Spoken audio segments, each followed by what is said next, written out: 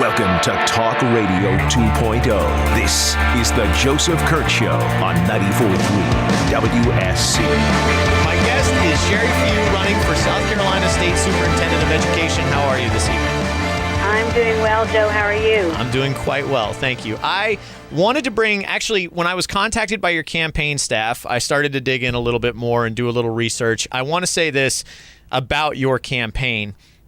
My understanding is you have positioned yourself as the number one anti-Common Core candidate in this race, and I believe that is kind of where you've staked out inside the Republican primary, so we will cover that. But first, before we do, let me give my listeners a chance to meet you. Tell us a little bit about yourself. Okay, thank you. I appreciate that. Well, I'm a mother of 4 boys who attended public schools. And I was a very involved parent, and as a result of my involvement, I started the nonprofit organization, South Carolina Parents Involved in Education. And that organization, for the last 15 years, has been sort of a watchdog organization. And we have looked out for the interest of parents, and particularly from a conservative perspective on education policy issues. We got started around standards, ironically. In 2000, it was health and safety standards, better known as sex education standards. And we're just, interested in protecting parents and children from insidious liberal attacks through the public education system. Okay, so this is, when you say insidious liberal attacks through the public education system, can you give me a couple? Obviously, we just had this video kind of go viral on YouTube where we had a parent thrown out of a school board meeting for breaking the 2-minute rule, speaking about a book that he found pornographic that his 9th grade daughter was reading. And so she goes to the same, maybe it wasn't a school, I think it was a school board meeting. She goes back to the same group and says, I no longer feel safe around you people. You resort to violence at the first chance you get.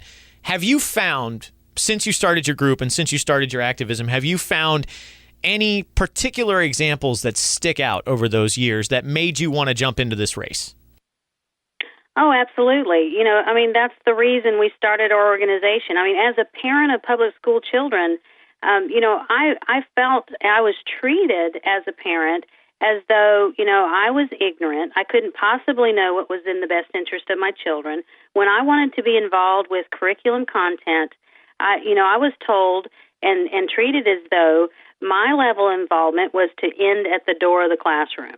I was not welcome. My input was not welcome, and I had to fight tooth and nail to have any sort of input. And it took organizing hundreds of parents across the state to have any sort of influence. And that's exactly what we're seeing with Common Core. Okay, so the Parent-Teacher Association has, in your case and in some of the cases around in South Carolina, maybe even nationwide, morphed from Parent-Teacher Association to Parent-Teacher Confrontation because of the limited involvement in parents in their kids' education.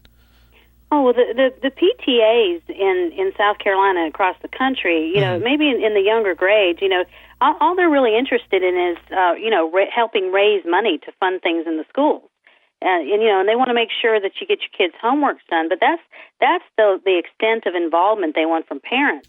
And I don't know if you know this, but PTAs are affiliated. They're a spinoff of the NEA. So these are liberal organizations. There are no conservative organizations that represent parents in South Carolina or in the nation, except for the organization that we started here in South Carolina. Okay, well, I will give you an opportunity before we go out of the bottom of the hour to go ahead and put that information out so people can contact you, obviously, about your campaign and about your organization. You had mentioned Common Core, and I had mentioned it at the beginning of the call. I found something that I found very interesting. When I was learning about what Common Core is going to be, what Common Core represents, who's behind it, I went and saw a great presentation at the Goose Creek 912 by a guy named Greg Adams.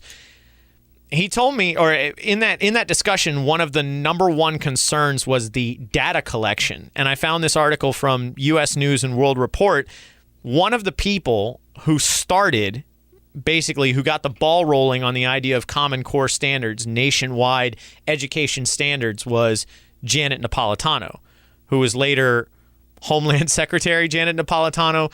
And it kind of made me wonder if that aspect of Common Core has received enough coverage, and I know you're a big anti-Common Core crusader, and I've talked about it here on the show. I can't talk about it enough in terms of how deep it puts the government into your child's education. So would you please elaborate for us a little bit about the dangers not only of Common Core as a program, but specifically focus on the data collection and help us understand a little bit better what's going on with that?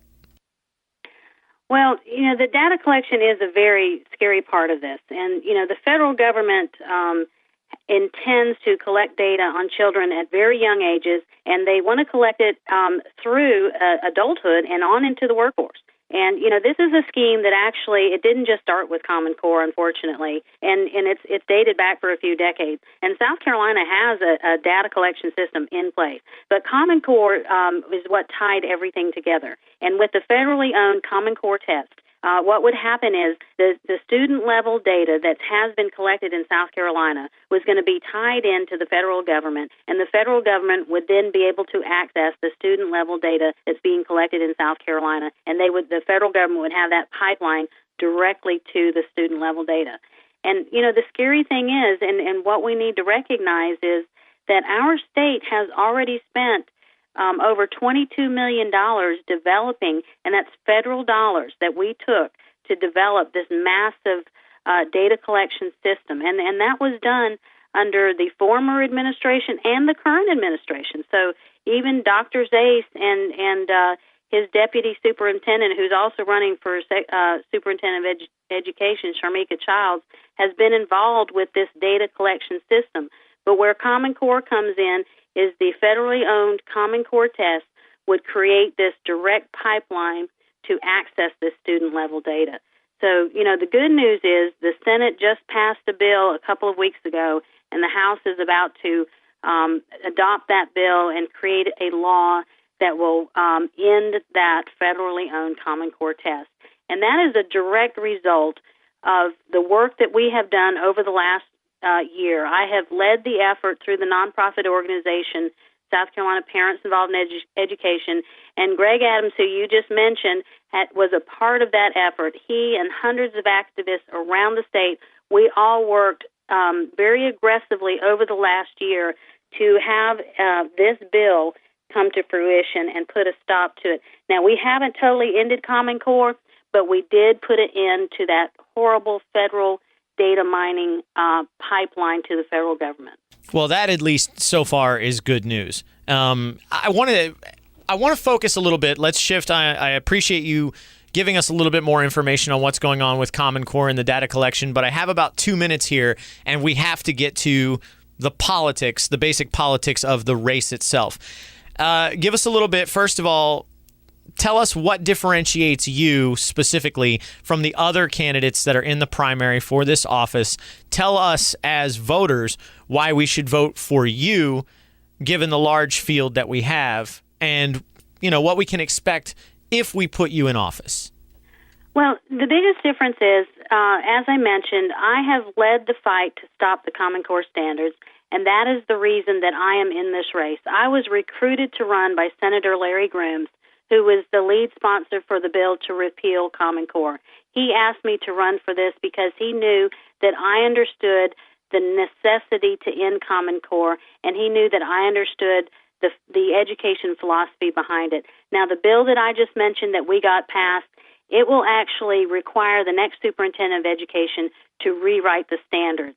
So if I am elected, I will be the one to make that happen. None of the other candidates, although they may claim to be against Common Core, understand the depth. They have no depth of knowledge about the problems with Common Core. I am the only one that can eradicate the Common Core standards and rewrite them in a way that will reflect South Carolina values. In addition to that, the other thing that sets me apart, Joe, is that I plan to expose the liberal bias and the falsehoods in the curriculum in South Carolina. And that is the one good thing that has come of Common Core, is that parents and taxpayers have woken up to what's being taught in public school classrooms.